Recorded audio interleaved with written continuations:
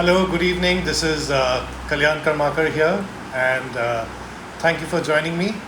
I am broadcasting live on two social media platforms. I'm on Facebook, and which is just come on, and I'm also on Instagram Live.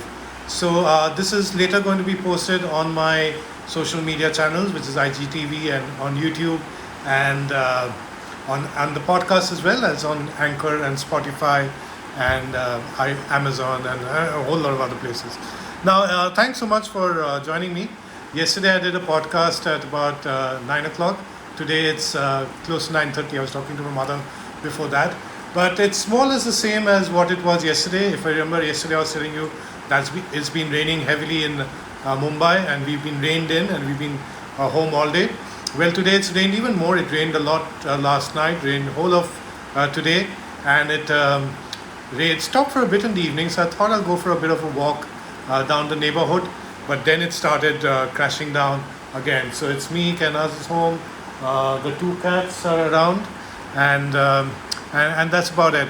But what I also realized was that yesterday, while I was feeling a bit low and down because of the rains and being home all the time, when I came here and chatted with you, my mood was completely sorted. So I'm here purely for my selfish reasons, to get a bit of a mood buster or uplifter, and hopefully give you one in the process. Like I said, I mean, this is meant to be a podcast, so there might be times at which I might not respond to your comments because it might break the chain of thought, and also people later will not see the comments, so they won't know what I'm responding to. But I'm going to try to do that as much as possible because it's also a conversation, and great to see so many people joining up and on Instagram and on Facebook. Okay, so this is a series which is called Foodocracy India, and for those of you who've seen this before, you know that this is where I speak about some of my favorite eating experiences across the country, whether it's at street food joints or family-run places, historical places, new cafes, and so on. And it's more hi Richa. There's Richa talking from Jaipur. Richa, I'm going to speak one day about Rawat's Kachori. That's on my this thing. I've got Appam Stories also saying hello. I'm guessing that's an account of an Malayali. Okay, yeah. So Foodocracy India is where I talk about some of my favorite eating experiences across the country, and the idea is more to share my memories and stories from there, and about all the lovely times which one had over there, the people one met, the people one was with, some of the nice dishes which one has had.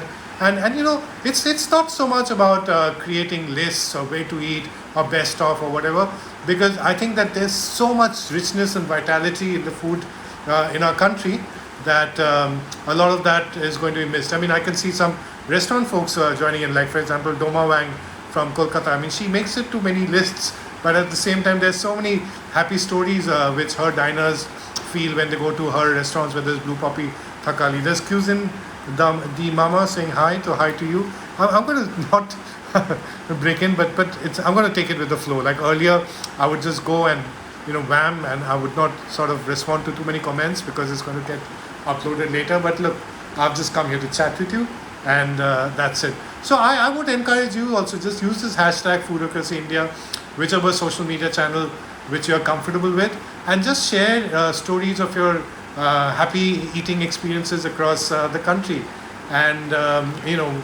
why do you like the place, what did you eat over there, how did you feel when you were going there, because most of these places, they're typically going to be gems. They could be famous in the city or maybe famous in just the neighborhood or the mohalla, but they normally offer pretty good food, and more important than that, they offer great experiences. Till now, and I've done quite a few episodes since the beginning of the lockdown, I've always spoken about specific places. Today it's going to be a bit different. I'm going to speak to you about my memories of a sandwich stall. I don't know the name of the people who ran it. The stall didn't have a name, but it's very typical in Mumbai. And here's the thing, stall doesn't exist anymore, and there's nothing which has come up in its place. So yes, I mean, it's probably a broadcast of possibly no use to you because you can't really sort of get any direction from here and do something useful. But listen, it's just about celebrating food, and Sandeepa is saying that she's liking the fact that we are doing an unknown sandwich wala story because they are unsung heroes. They definitely are in Mumbai. So that's the thing. And why does 9:30 at night now, or maybe 9:40?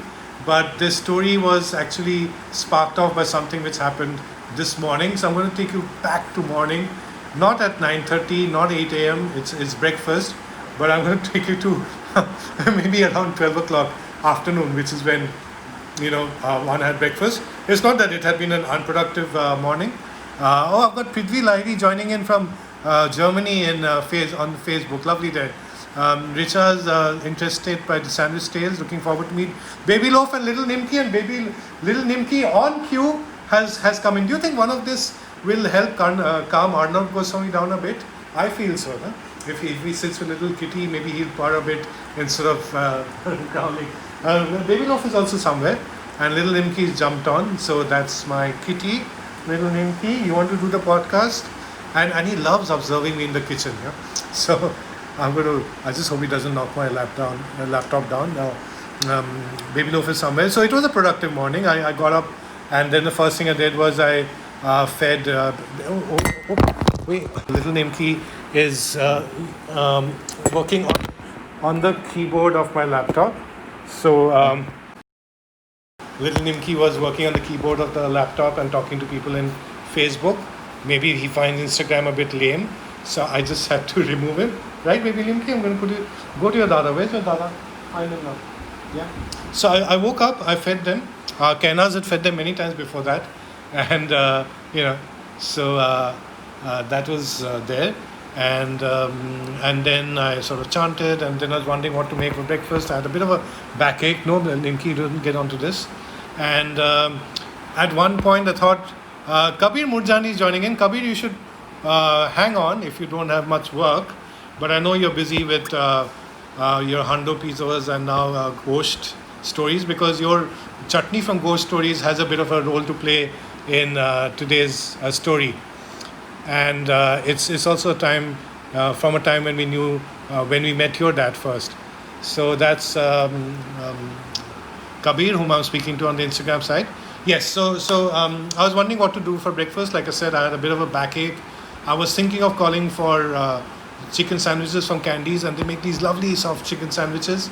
The only problem is while they deliver, and they've been delivering more or less as soon as restrictions are relaxed during the lockdown, but they don't take online payments.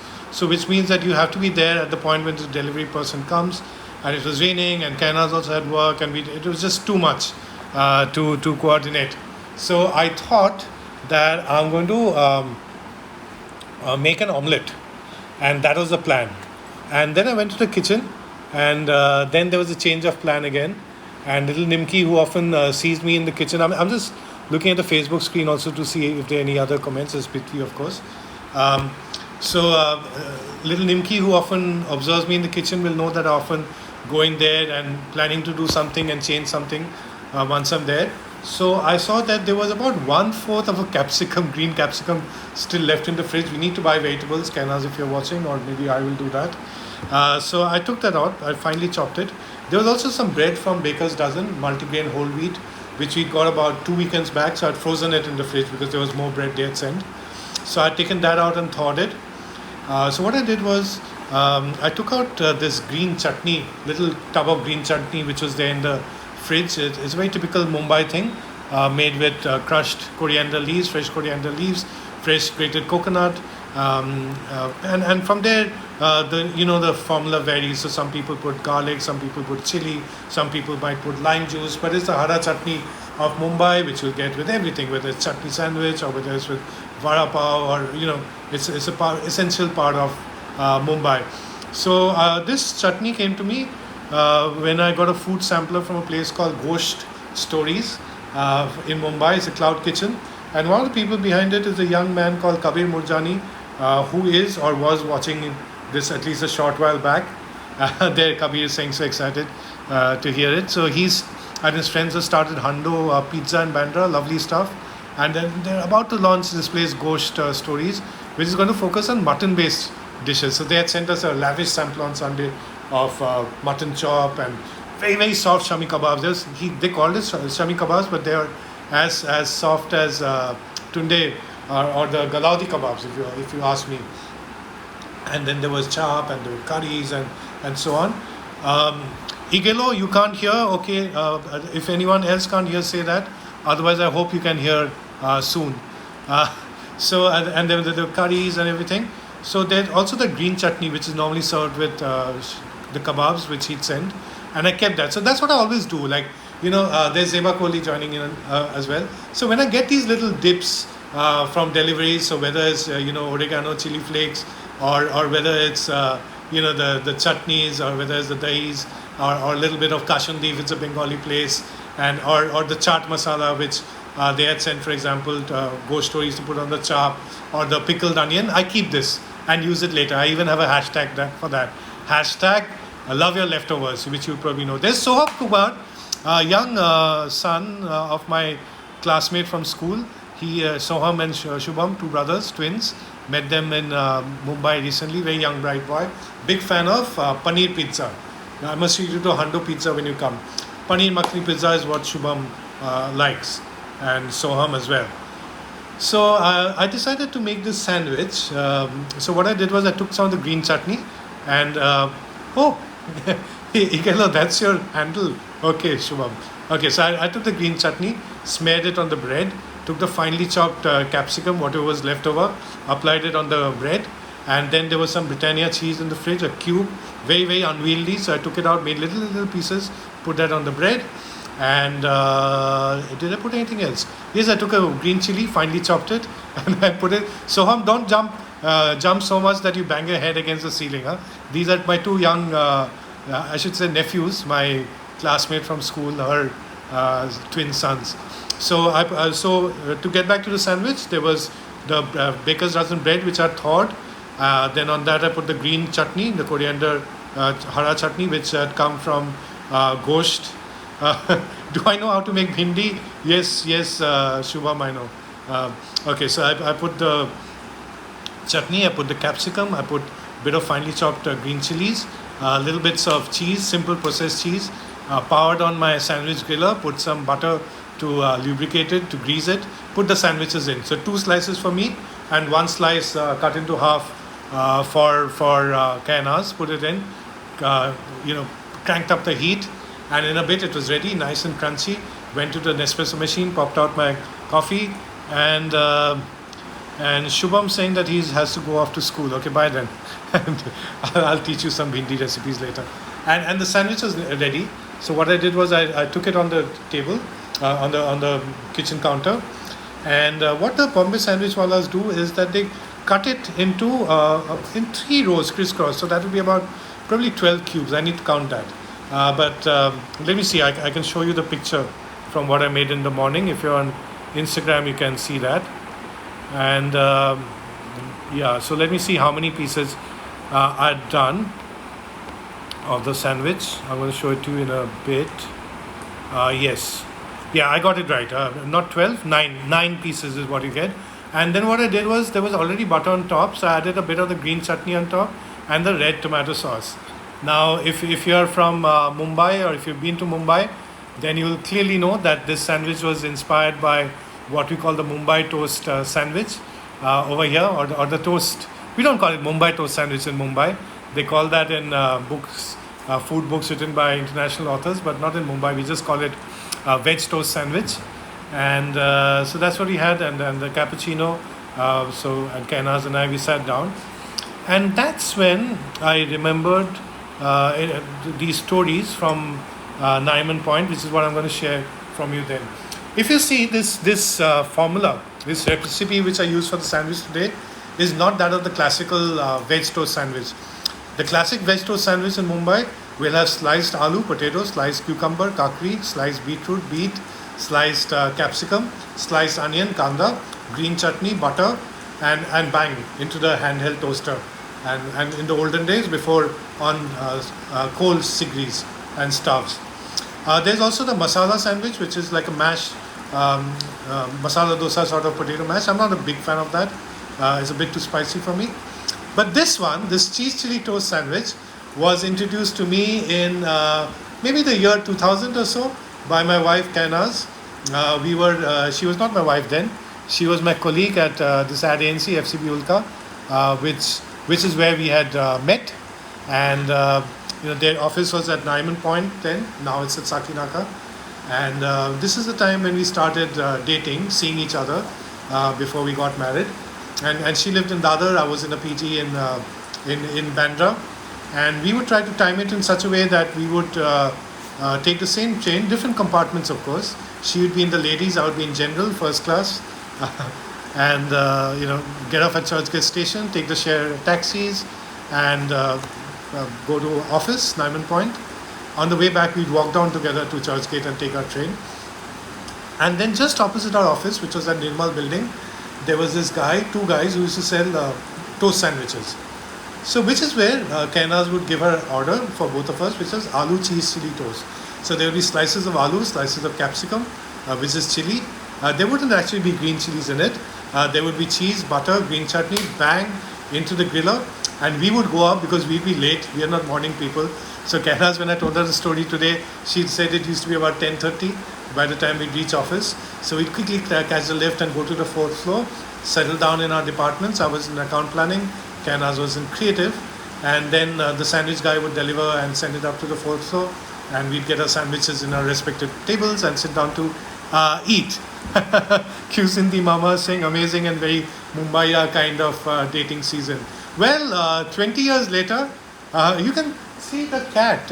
You can see Baby Loaf. I could see his tail. So there's Baby Loaf.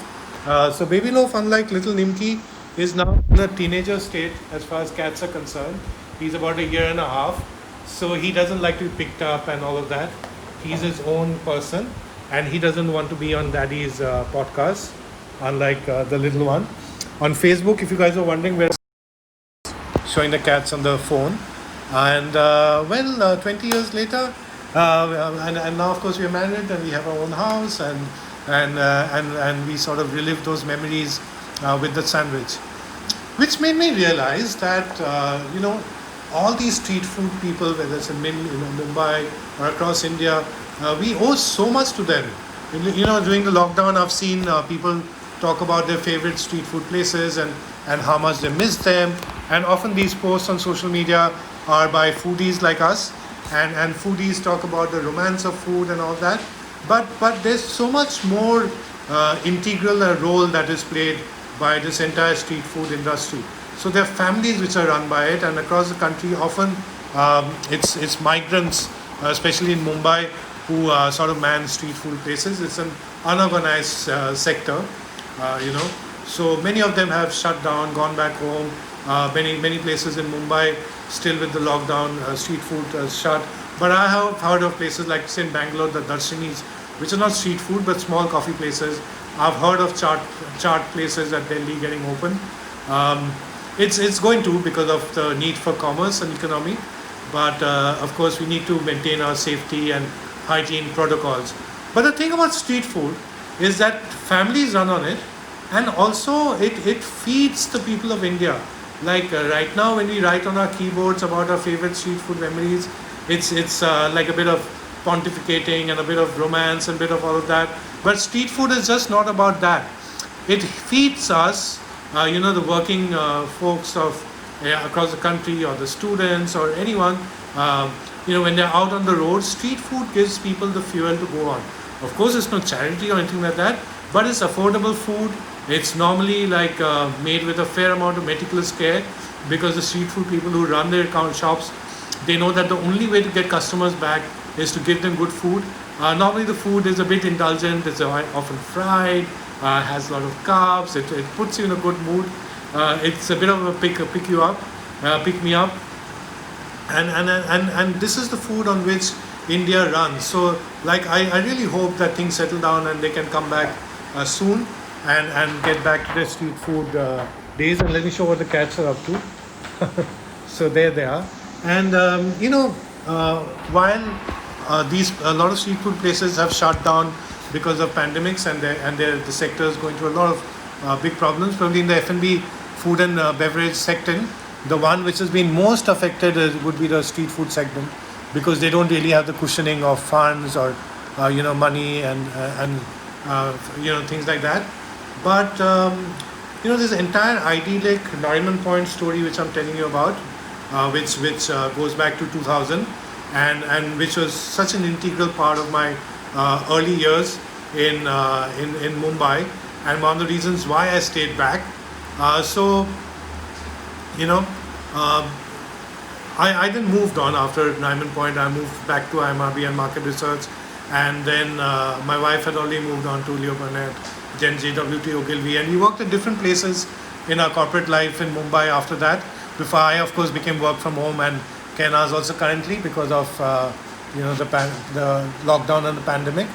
But those Nariman Point days were special. I don't think that one has worked in any area like that, except for a while when I was in TNS and in Fort, which of course has lovely street food.